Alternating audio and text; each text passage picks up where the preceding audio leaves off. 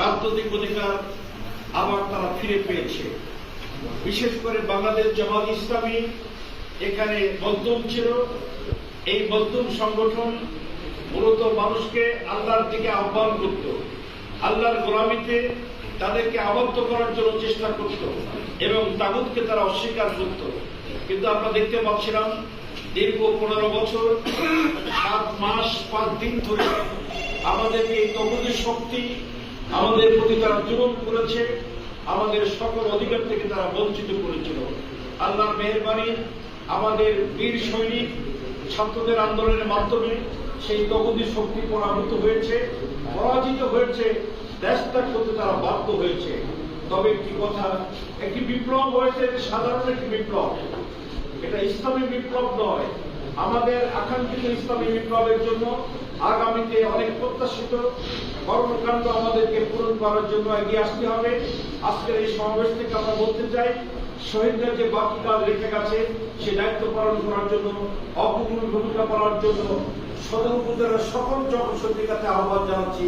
আসুন আমরা আগামী দিনে বৈষম্য মুক্ত একটি সমাজ গঠন করার জন্য জামাত ইসলামী যে স্বপ্ন দেখছে সেই স্বপ্ন বাস্তবায়নের জন্য আমরা জামাতের সামিল হয়ে কর্মসূচি বাস্তবায়ন করার জন্য সংগঠনকে মজবুত করি, জনশক্তির উন্নয়ন করি এবং আমাদের বাইতুল মালকে সমৃদ্ধ করি। আল্লাহ রাব্বুল আলামিন আমাদেরকে তৌফিক দান করুন। আগামীতে ন্যায় ভিত্তিক সমাজ কায়েমের লক্ষ্যে আমরা যেন এই জিহাদে শামিল হতে পারি, আল্লাহর কাছে সেই তৌফিক কামনা করে সকলকে ধন্যবাদ জানিয়ে বিশেষভাবে আজকে আমাদের পাশে উপস্থিত আছে শহীদ দুলাল সরকারের পিতা শহীদ জনাব সুলতান সরকার, তার সুলতান সরকার এবং শহীদের মা এখানে উপস্থিত আছে। আজকে কোনো মিটিং করতে আসেনি, কোনো বক্তৃতা করা আসল উদ্দেশ্য নয়, কোনো রাজনৈতিক কর্মসূচি বা রাজনীতি করার জন্য আসি। আমরা আসছি বাবার সাথে দেখা করতে, আমরা আসছি মায়ের সাথে দেখা করতে। শুরুতেই এই বাবা মায়ের মতো শত শত মা বাবা তাদের প্রাণপ্রিয় সন্তানদেরকে হারিয়েছেন। শহীদ আবু সাইদ সহ যারা এইভাবে বুকের কাঁচা রক্ত ঢেলে দিয়ে জালেমের বিরুদ্ধে প্রতিরোধ করে তুলে তাদেরকে দেশ ছেড়ে পালিয়ে যেতে বাধ্য করে দেশকে মুক্ত করেছেন, সেই শহীদদেরকে আমরা স্মরণ করি। আল্লাহ তাআলা তাদেরকে জান্নাতুল ফেরদৌস নসিব করুন। যারা আহত আছে দ্রুত তাদেরকে আল্লাহ তাআলা শিফা দান করুন। যে সমস্ত পরিবারগুলো শোকাহত তাদের এই শোকের পূরণ কোন টাকা পয়সা দুনিয়াবি অর্থ দিয়ে হয় না। এই বাবার 2টি সন্তান, এর মধ্যে একমাত্র ছেলে সন্তান সুলতান দুলাল। এই দুলাল সন্তানের 4টি ছেলে, দুলাল সন্তানের স্ত্রী আছে।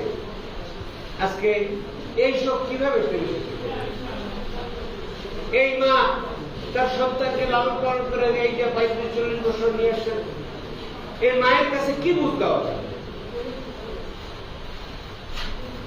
এইরকম শত শত মা আজকে সন্তান হারা, হাজার মা তাদের সন্তানদেরকে নিখোঁজ হিসেবে খুঁজে বেড়াচ্ছেন। এই যে আন্দোলন সংগ্রাম হলো, যুদ্ধ হলো, বহু মা তাদের সন্তানকে এখন খুঁজে পাচ্ছেন না। এর বুঝ কিভাবে? আল্লাহর কাছে দোয়া করি, আল্লাহ তুমি তোমার এই পিতা মাতা, এই যে সন্তান হারা পিতা মাতা, আহত সন্তানের পিতা মাতাদেরকে ধৈর্য ধারণ করার তৌফিক দাও। তাদের হৃদয়ের মধ্যে আল্লাহ তাআলা তুমি সাকিনা নাযিল করে দাও।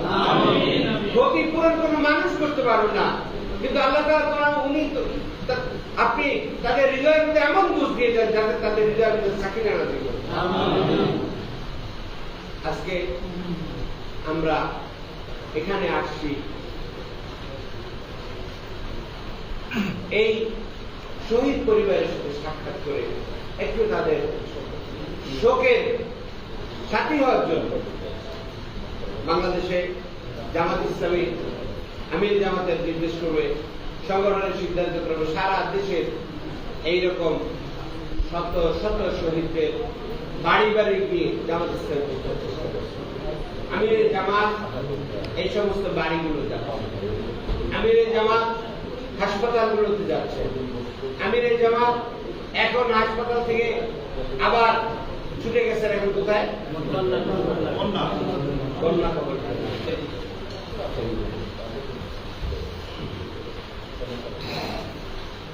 প্রকৃতপক্ষে মানুষ হিসেবে মানুষের কাজ হচ্ছে দুর্যোগ, বিপদ, মুসিবত এই সমস্ত সংকটের সময় মানুষের কাছে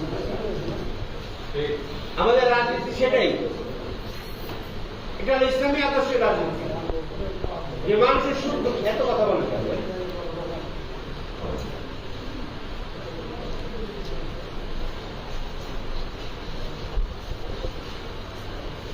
সুখ দুঃখের সাথী হোক, দুর্দশাগ্রস্ত মানুষের পাশে দাঁড়ায়।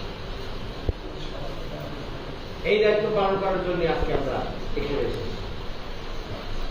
সরকার গুলি করে ভয় দেখে ক্ষমতা চিরস্থায়ী করতে যাদেরকে দাফন করা হয়েছে শহীদ হিসেবে, তাদের প্রত্যেকের ছবি আছে, কারো নাই, কিন্তু আমি যতগুলো ছবি দেখেছি শক্ত বুলেট দিয়ে মারণাস্ত্র, যেটা সররা বা আপনার রাবার বুলেট নয়, একেবারে লুবে বুলেট, স্নাইপার কিংবা আপনার AK-47 এই দিয়ে গুলি করে পাখির মতো মানুষ যেন ভয় পেয়ে মানুষ।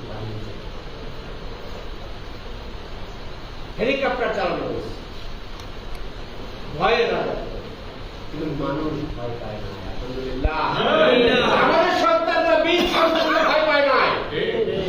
আজকে এই ভাইয়ের যে সন্তান, সেও রাস্তায় নেমেছিল, মা তার সন্তানকে নিয়ে এসেছে যে যাও বাবা, অনেক মায়ের বুক খালি হয়েছে, আমার সন্তান হিসেবে যদি তোমাকেও কবুল করে কোনো করো না। জেলে যাচ্ছে সন্তান, মা তার পিঠ চাপড়ে দিচ্ছে, দেখছেন না? সেই জাতি মরতে শিখে তাকেও মারতে পারে না। মরণ হয়, শহীদের মৃত্যু যদি হয় সেই মৃত্যু সম্মানের মৃত্যু। শহীদ আবু সাইদ